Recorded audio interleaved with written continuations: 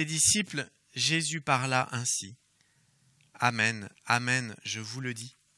Un serviteur n'est pas plus grand que son maître, ni un envoyé plus grand que celui qui l'envoie. Sachant cela, heureux êtes-vous si vous le faites. Ce n'est pas de vous tous que je parle.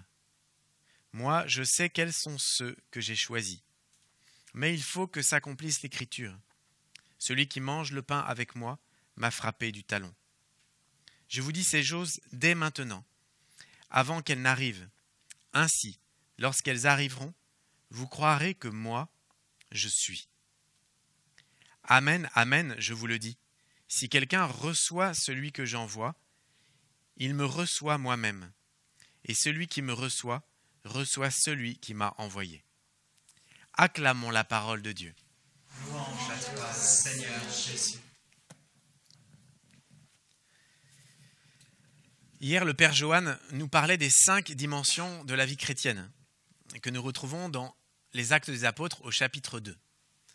La prière, la vie fraternelle, la formation, le service et l'évangélisation.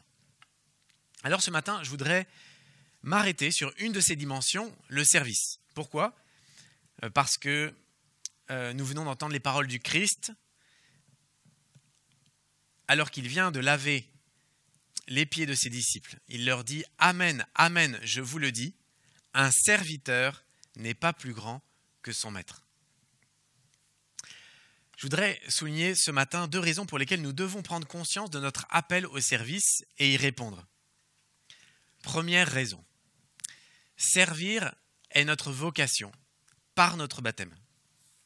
Saint Ignace de Loyola, dans ses écrits, ne cesse de rappeler que sur la terre, les hommes ont la même vocation que les anges dans le ciel. Louer, adorer et servir Dieu. Nous existons pour servir le Seigneur.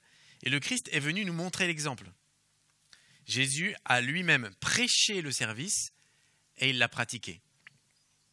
Déjà dans Isaïe, il est le serviteur souffrant. Et nombreux sont les passages dans l'Évangile où Jésus parle du service. Je vous cite quelques exemples.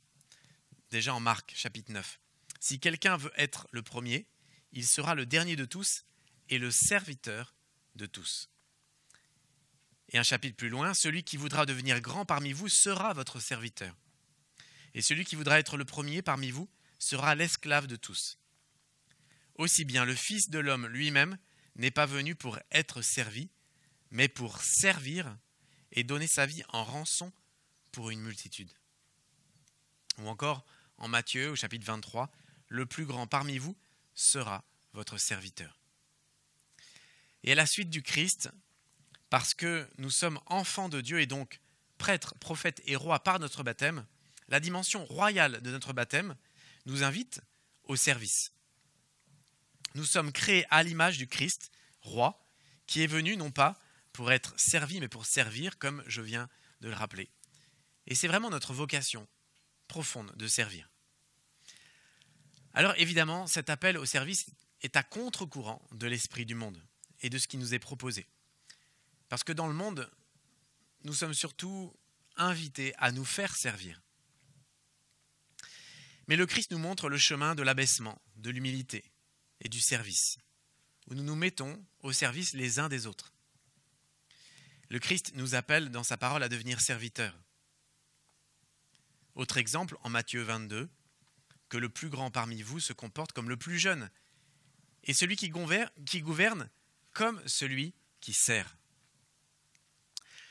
De nombreux exégètes ont attribué à Lucifer la parole du peuple d'Israël qui rejette Dieu dans le passage du livre de Jérémie que je vous cite. « Oui, depuis longtemps tu as brisé ton joug, rompu tes liens, tu as dit, je ne servirai pas. Je ne servirai pas. » Ce verset nous fait penser à la parole de la Vierge Marie, à la réponse de l'ange Gabriel lors de l'Annonciation. Elle dit « Voici la servante du Seigneur, que tout m'advienne selon ta parole. » Cette disponibilité totale de la Vierge Marie pour le Seigneur fait que Satan déteste la Vierge Marie au plus haut point. Cette opposition entre « je ne servirai pas » du diable et le « Voici la servante du Seigneur, que tout m'advienne selon ta parole » de la Sainte Vierge souligne la sainteté hors norme de la Mère de Dieu. Finalement, quand nous refusons de servir nos frères, nous suivons le chemin du diable et nous nous opposons à notre nature profonde qui est de servir, et nous ne marchons pas à la suite et sur les traces de la Vierge Marie. Le service donc correspond à notre nature profonde d'enfant de Dieu, et il permet de lutter contre notre orgueil et notre égoïsme. En servant, nous ressemblons davantage au roi des rois, le fils de la Vierge Marie. Cette dernière qui a exhorté à Cana, « Faites tout ce qu'il vous dira ». C'est une posture qui nous met au service. En Saint Jean, au chapitre 12, Jésus déclare « Si quelqu'un veut me servir, qu'il me suive. Et là où moi je suis, là aussi sera mon serviteur. Si quelqu'un me sert, mon Père l'honorera. » Quelle parole stimulante, encourageante pour chacun de nous.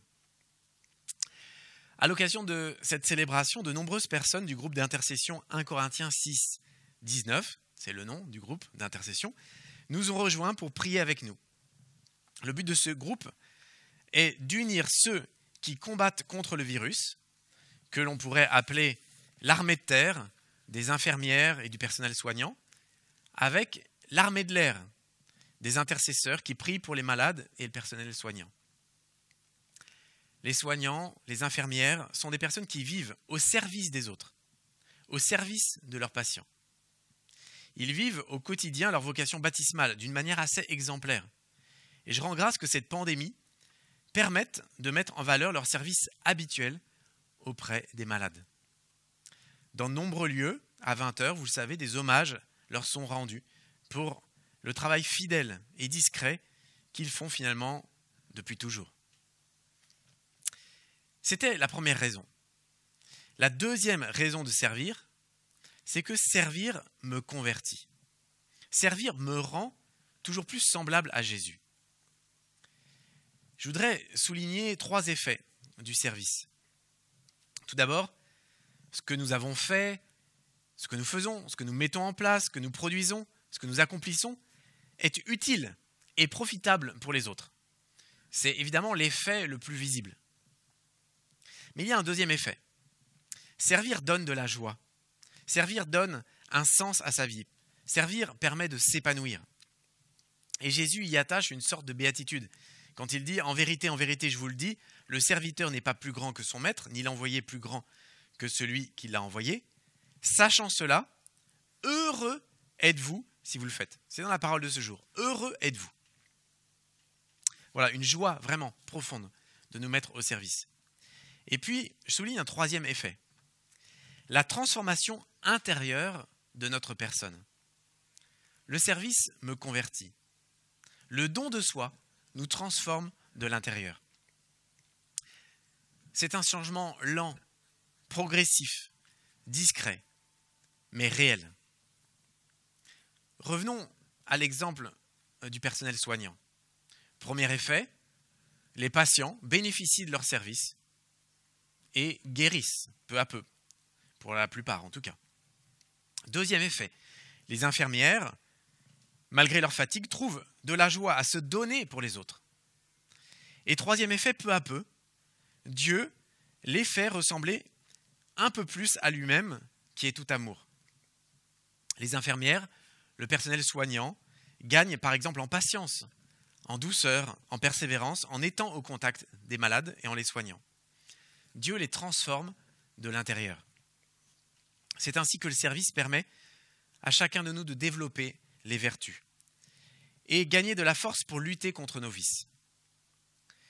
Ainsi, il ne faut jamais négliger le moindre service. Tous les services permettent de nous convertir pour ressembler toujours davantage au Christ. Et quand on regarde l'histoire de la sainteté, on constate que beaucoup de saints ont rempli des tâches toutes simples du quotidien. Au jardin, à la cuisine, à l'infirmerie, à l'accueil, à la lingerie, à la porterie, et j'en passe. Et de la même manière, En paroisse, tous les services sont précieux et permettent de grandir, même les services les plus cachés, comme, je ne sais pas, le ménage par exemple. Et tous les services contribuent à faire avancer le royaume de Dieu. Aucun service n'est à négliger.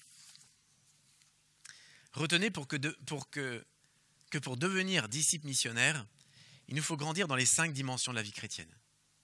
Il ne s'agit pas de choisir une ou 2 ou 3 dimensions, mais vraiment de progresser dans chacune de ces 5 dimensions. Aucune ne doit être négligée. Et c'est ainsi qu'on devient un chrétien en bonne santé spirituelle. Et le service, donc, en fait partie. Je finis en vous racontant une petite histoire qui vous aidera à donner toujours plus de sens à votre service. Un homme passe devant un chantier. Il demande à un ouvrier qui est en train de tailler des pierres « Que fais-tu » Et l'homme lui répond « Je taille des pierres ». L'homme continue de marcher et il passe devant un deuxième ouvrier qui semble faire le même travail. Il lui pose la même question et il lui répond « Je construis un mur ». L'homme continue d'avancer et passe devant un troisième qui a la même mission et à qui il fait la même demande, et ce dernier affirme avec un visage resplendissant « Je construis une cathédrale ». Et puis un dernier homme qui taille aussi des pierres, tout comme les autres, mais qui est manifestement comme en extase. Il lui demande ce qu'il fait et il répond « J'œuvre pour la gloire de Dieu ». Et vous, quel ouvrier êtes-vous ?